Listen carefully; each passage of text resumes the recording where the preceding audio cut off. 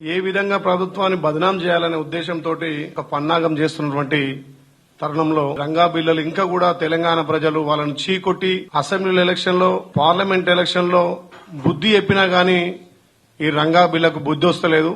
మీరు 10 ఏళ్ల అధికారంలో ఉండి నువ్వు గాని మీ బావ హరీష్ రావు గాని మీ నాయన కేసీఆర్ గాని ఒక్కసారైనా గాంధీ హాస్పిటల్ ఏ రకంగా ఉంది, అక్కడ పనితీరు ఏముంది, అక్కడ పేద ప్రజలకు మెరుగైన వైద్యం అందియాలని ఆలోచన సోయి లేని నువ్వు ఇలా గాంధీ హాస్పిటల్ మీద కమిటీ చేస్తున్నాడు.